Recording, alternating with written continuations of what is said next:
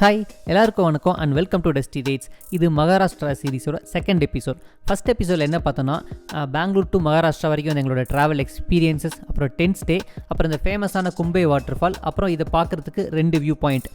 ஒன்று இப்போ நம்ம பார்த்துட்டு இருக்கிறது, இன்னொன்று தளபதி நடித்த வாரிசு படத்தில் வர ஃபேமஸான வியூ பாயிண்ட். இது ரெண்டும் பார்த்தோம். இன்றைக்கி என்ன பார்க்க போகிறோன்னா, இதே வாட்டர் ஃபால்ஸில் ராப்லிங் பண்ணி பேஸ் வரைக்கும் போக போகிறோம். நீங்கள் நிறைய கூகுள் ரிவ்யூ பார்த்தீங்கன்னாலும் தெரியும், இந்த வாட்டர் ஃபால்ஸ் கீழே போய் குளிக்க முடியாது, வழியே இல்லைன்னு போட்டிருப்பாங்க. பட் ஆக்சுவலாக ஒரு வழி இருக்குது. என்னென்னா எவ்ரி சண்டே இந்த மான்சூன் சீசனில் எவ்ரி சண்டே இந்த வாட்டர் ஃபால்ஸுக்கு சைட்லேயே கயிறு கட்டி உங்களால் கீழே வரைக்கும் போக முடியும். அப்புறம் அங்கேருந்து திரும்ப வந்து ட்ரக் பண்ணி மேலே வரத்துக்கும் வழி இருக்குது. ஸோ அது வந்து சண்டேஸ் மட்டும்தான் அந்த ரோப்லாம் இருக்கும், மற்ற நாள் அந்த ரோப்ஸ்லாம் ரிமூவ் பண்ணுவாங்க. ஏன்னா ப்ராப்பர் கைடன்ஸ் இல்லாமல் நீங்கள் போனீங்கன்னா அது ரொம்ப ஃபேட்டலாக கூட முடியலாம். சனிக்கிழமை நேரமாக கிளம்பி ஒரே நாளில் 900 கிலோமீட்டர் ட்ரைவ் பண்ணிவிட்டு ஹோட்டலில் கூட தங்காமல் இங்கே வந்து டென்ட்டு போட்டு தங்கிட்டு அங்கே வாட்டர் ஃபால்ஸ் பக்கத்துலேயே வந்து நின்று சமைச்சு சாப்பிட்டதுக்கு ஒரு முக்கிய காரணம் என்னென்னா, இந்த வாட்டர் ஃபால்ஸ் ராப்லிங் தான். ஏன்னா இந்த ராப்லிங் ஸ்டார்ட் பண்ணுறதுக்கு 7லேருந்து 7:30 மணிக்கெல்லாமே அவங்க வர சொல்லிட்டாங்க. ரொம்ப சீக்கிரமாகவே வந்துட்டோம். யாருமே இல்லை, செம்ம ஆம்பியன்ஸ், ஒரு கலர் கிரேடிங் ஃபில்டர், இதெல்லாம் எது பண்ணாமையுமே பாருங்கள் அவ்வளோ க்ரீனாக செம்மையாக இருந்துச்சு இந்த ஆம்பியன்ஸ். ஸோ இந்த வாட்டர் ஃபால்ஸ் இங்கே இருக்கு இல்லையா, அந்த கார்னரில் இருந்தால் நம்ம ராப்பிள் பண்ணி கீழே போகிறோம்.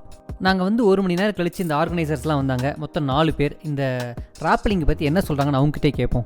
Hi guys, myself Sagar नलवड़े. I am from Mumbai Maharashtra. हमारा सिलेंडर एडवेंचर इंडिया करके एडवेंचर कंपनी है.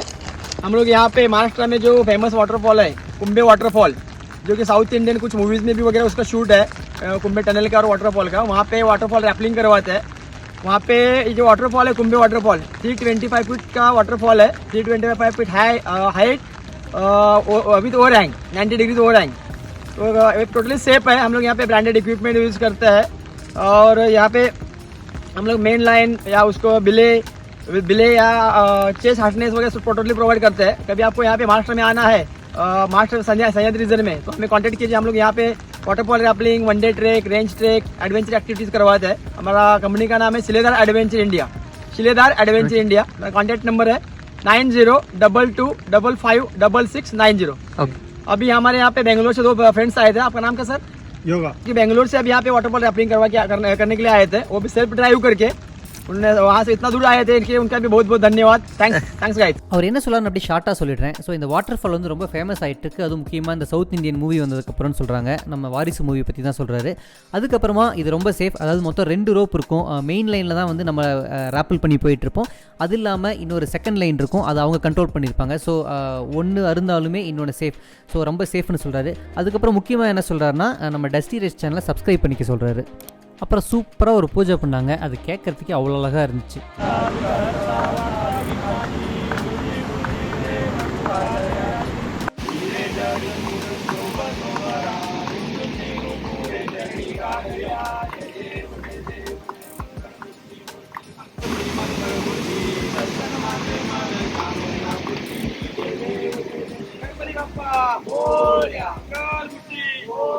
ஒரு 1 மணி நேரத்தில் எல்லாமே பக்காவாக செட் பண்ணிட்டாங்க. அண்ட் சேஃப்டி வைஸ் எந்த காம்ப்ரமைஸுமே அவங்க பண்ணல.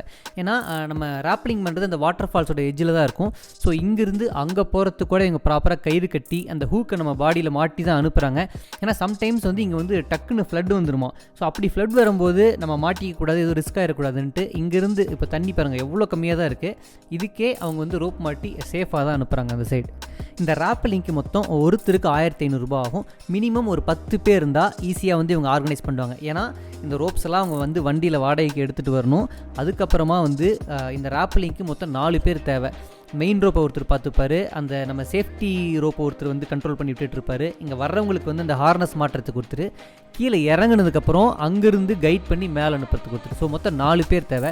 ஸோ ஒரு மினிமம் 10 பேர் இருந்ததுன்னா இந்த ஈவெண்ட்டே அவங்க கண்டக்ட் பண்ணுவாங்க. ஸோ இன்னும் கொஞ்சம் நிறைய பேர் நீங்கள் குரூப்பாக வந்தீங்கன்னா மேபி இன்னும் கொஞ்சம் டிஸ்கவுண்ட்ஸ் அவங்க கொடுக்கலாம். பட் இதுவே பெஸ்ட் ரேட். இப்போ நீங்கள் மகாராஷ்டிராவில் இந்த கும்பே வாட்டர் ஃபாலை ராப்லிங் பண்ணணும்னா இவங்க ஒருத்தர் மட்டும்தான். இதை தவிர வேறு யார்கிட்ட போனாலும் 2500 ரூபாய் கேட்பாங்க. அவங்க ஸ்ட்ரைட்டாக 1000 ரூபாய் அவங்க பாக்கெட்டுக்கு போயிட்டு மீதி தான் இவங்களுக்கு வரும். ஸோ இன்னும் கம்மியாக கூட வரலாம். ஸோ பெட்டர் நீங்கள் டேரெக்டாக இவங்களையே கான்டாக்ட் பண்ணலாம். கும்பே வாட்டர் ஃபால்ஸில் ராப்லிங் பண்ணுறதுக்கு எக்ஸ்பீரியன்ஸ் இருந்தால் பெட்டர்னு அவங்க எதிர்பார்க்குறாங்க. இல்லைனாலுமே கொஞ்சம் பொறுமையாக சொல்லிக் கொடுக்குறாங்க. பட் உங்களுக்கு வந்து ட்ரக்கிங் எக்ஸ்பீரியன்ஸ் கண்டிப்பாக தேவை.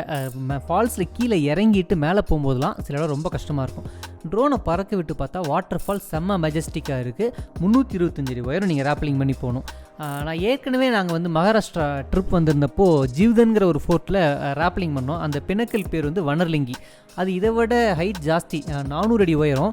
பட் அது 400 அடி உயரம் இருந்தாலும் இதோட எக்ஸ்பீரியன்ஸ் வந்து இன்னுமே சூப்பராக இருந்துச்சு. ஏன்னா நீங்கள் ராப்லிங் பண்ணி போகும்போது பாதி இடம் ஃப்ரீ ஃபால், கையில் தொங்கிக்கிட்டே தான் போயிட்டுருப்பீங்க. இன்னும் என்னென்னா சைடில் வந்து பயங்கர மெஜஸ்டிக்காக வந்து தண்ணி ஊற்றிட்டுருக்கும். அதை பார்க்குறதுக்கே வந்து பயங்கர த்ரில்லிங்காக இருக்கும் உங்களுக்கு. நாங்கள் ஒரு 10 பேர் வந்திருந்தோம். ஃபஸ்ட் நான் தான் இறங்குறதா இருந்துச்சு. பட் நான் இறங்கினா ட்ரோனில் வந்து இறங்குறத கேப்சரே பண்ண முடியாதுங்கிறதுனால ஃபஸ்ட்டு வந்து யோகா அண்ணா தான் வந்து இறங்கினார். அவருக்கு இது வரைக்கும் வந்து ராப்லிங் பண்ணி எக்ஸ்பீரியன்ஸ் இல்லை. பட் கிணத்துலலாம் அவருக்கு கயிறு கட்டி இறங்கி எக்ஸ்பீரியன்ஸ் இருக்கனால இது ஒரு பெரிய விஷயமா இருக்காது. ஏன்னா வந்து உங்களுக்கு அவ்வளோ ஸ்ட்ரென்த்லாம் கையில் போடுற மாதிரிலாம் இருக்காது.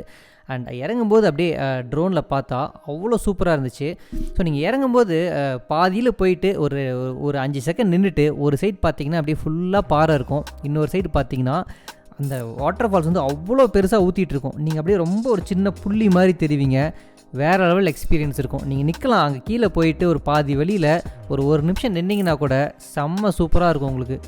பட் நீங்கள் கீழே போய் அப்படி நிற்கிறதா இருந்தால் மேலே வந்து சொல்லிட்டு போங்க. ஏன்னா அவங்க சம்டைம்ஸ் வந்து நீங்கள் ஸ்டக் ஆகிட்டிங்கன்னா நினச்சிட்டு அவங்க பேனிக் ஆகிடுவாங்க. அண்ணா சேஃபாக ரீச் ஆகிட்டாரு. அடுத்து நாங்களாம் ஒருத்தராக கிளம்ப ஆரம்பித்தோம். உங்கள் ஃபோன் ப்ராப்பராக வாட்டர் ப்ரூஃப் கேஸ் போட்டு வச்சுருந்தீங்கன்னா அவங்களே அழகாக வீடியோ எடுத்துகிட்டு வச்சுப்பாங்க. நீங்கள் வந்து ராப்லிங் முடிச்சுட்டு ட்ரெக்கிங் பண்ணி மேலே வந்து அந்த ஃபோனை வாங்கிக்கலாம். இல்லை உங்களுக்கு கீழேயும் போய் வீடியோஸ் எடுக்கணும்னு ஆசைப்பட்டிங்கன்னா அவங்க வீடியோஸ் எடுத்துகிட்டு அடுத்து வந்து கடைசியாக யார் வர்றாங்களோ அவங்களோட பேக்கில் போட்டு விட்டுருவாங்க. ஒருவேளை பேக் இருந்தால். ஸோ உங்களால் கீழேயும் போய் வீடியோஸ் எடுக்க முடியும். கீழே இறங்கினா ஒரு செகண்ட் கூட நிற்க முடியல. தண்ணி அவ்வளோ ஃபோர்ஸாக வருது. இங்கேருந்து போகிறதுக்கே வந்து கயிறு போட்டு தான் வச்சுருக்காங்க. நம்ம மேலேருந்து பார்க்குறதுக்கோ இல்லை ட்ரோனில் பார்க்குறதுக்கும் கீழே வந்து ரியலாக அந்த வாட்டர் ஃபால்ஸ் விழுற இடத்து பக்கத்தில் நிற்கிறதுக்கும் செம்ம டிஃப்ரென்ஸு.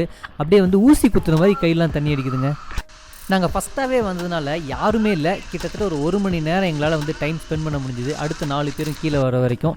ஸோ அதனால் வந்து வாட்டர் ஃபால்ஸ் தண்ணி விழுற இடத்துக்கு கீழே வந்துவிட்டோம். பட் ரொம்ப நேரம் எங்களை இருக்க உள்ள நாங்கள் உள்ளேயும் போக வேண்டாம்னு சொல்லிட்டாங்க. ஏன்னா திடீர்னு வந்து வாட்டர் ஃப்ளோ அதிகமாகிடுச்சுன்னா ஈஸியாக அடிச்சுட்டு போயிடும்னு சொன்னாங்க. சரி, அதனால் நாங்களும் ரிஸ்க் எடுக்க விரும்பலை.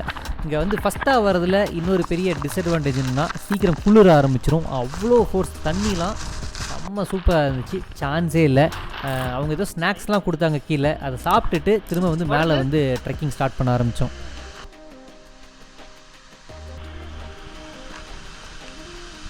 இந்த ராப்லிங் கூட கொஞ்சம் ஈஸியாக வந்துட்டோம். பட் உங்களுக்கு வந்து கீழே இருந்து மேலே ட்ரக் பண்ணி போகிறதுக்கு நல்ல சீரியஸான ட்ரெக்கிங் எக்ஸ்பீரியன்ஸ் இருக்கணும். இல்லைனா மாட்டிப்பீங்க. எங்களோட வந்து நிறைய பேரே வந்து மேலே போக வழி இல்லாமல் ஒரு 2-3 பேர் அங்கேயே இருந்துட்டு கைடை வர சொல்லி போகிற அளவுக்குலாம் நடந்துச்சு. இந்த ட்ரக்கிங் மேலே போகிற அந்த பார்ட் எப்படி இருக்குன்னு அங்கங்கே சின்ன சின்ன ஸ்னிப்பட்டாக ப்ளே பண்ணி காட்டுறேன். ஸோ ஒருவேளை நீங்கள் இங்கே வந்து இந்த ராப்லிங் பண்ணலான்னு நினைக்கிறீங்கன்னா உங்களுக்கு ஒரு ஐடியா கிடைக்கும், நம்ம வெதர் இதை பண்ணலாமா வேண்டாமான்ட்டு. இந்த ட்ரெக்கிங் கொஞ்சம் கஷ்டமாக இருந்தாலும் கொஞ்சம் குரூப்பாக போகும்போது ஒருத்தர் சப்போர்ட் பண்ணி போயிடலாம். ஃபஸ்ட் அண்ட் லாஸ்ட் வரவங்க மட்டும் கொஞ்சம் ஸ்ட்ராங்காக இருந்தால் போதும். இந்த ட்ரெக்கிங் இவ்வளோ கஷ்டமாக இருக்கனால நம்ம வந்து எப்படி மேலே போகலான்னு தான் கான்சன்ட்ரேட் பண்ணிட்டே இருப்போம். பட் ஒரு செகண்ட் நின்று திரும்பி பார்த்தீங்கன்னா அந்த வியூ இருக்குது பாருங்கள், செம்ம அமேசிங்காக இருக்கும். இந்த ட்ரெக்கிங்கோட ஒரு லென்த்தியஸ்டான ஸ்ட்ரெச் இது தான். கயிறு பிடிச்சி ஏறி வருது. அவ்வளோ கஷ்டமாக இருக்காது. இருந்தாலும் கொஞ்சம் ரொம்ப தூரம் ஏறி வர மாதிரி இருக்கும்.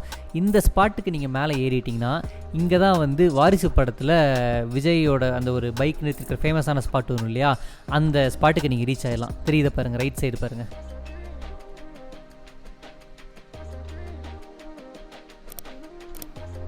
ஸோ இந்த வாட்டர் ஃபால்ஸ்லேருந்து ட்ரெக்கிங் பண்ணி வந்தாலும் இங்கே வரலாம். இல்லை வந்து டேரெக்டாக மேலே ரோட்லேருந்து வரலாம். சண்டே வந்தீங்கன்னா ப்ராப்பராக கயிறு இருக்கும், ஈஸியாக வந்துடலாம். மற்ற நாள் வந்தால் கொஞ்சம் கஷ்டம்தான்.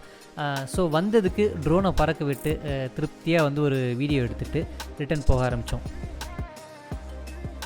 ட்ரக்கிங் முடிச்சுட்டு வந்தால் அப்படியே சட்டைலாம் ஒரே மண். இந்த வாட்டர் ஃபால்ஸ்லேயே வந்து நல்லா குளிச்சுட்டு சட்டையை லைட்டாக கசக்கி போட்டா நல்லா மழை வந்துச்சு.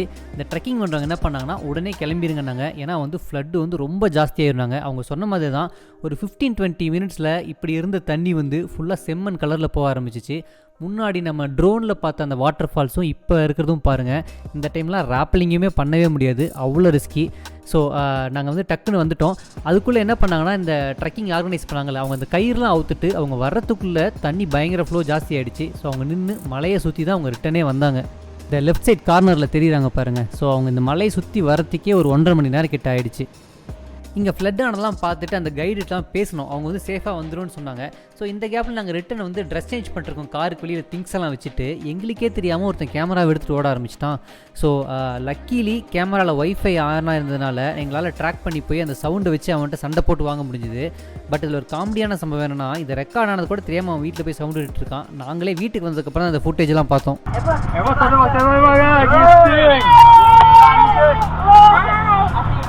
இந்த கேமராவை எடுத்தோடனே அவன் வெளியில் போயிருந்தானா எங்களால் கண்டுபிடிச்சிருக்கவே முடியாது. எங்கள் நல்ல நேரம் அவன் அங்கேயே சுற்றிக்கிட்டு இருந்தான். கொஞ்சம் அப்செட் ஆனாலும் கேமரா கிடச்சதுக்கப்புறம் சந்தோஷமாக இருந்துச்சு. மெயினாக ஃபுட்டேஜஸ்லாம் கிடச்சிது. இந்த வீடியோ நீங்கள் என்ஜாய் பண்ணியிருப்பீங்கன்னு நினைக்கிறேன். அடுத்த வாரம் ஒரு சூப்பரான கண்டென்ட்டோட உங்களை மீட் பண்ணுறேன். Until then stay tuned and by.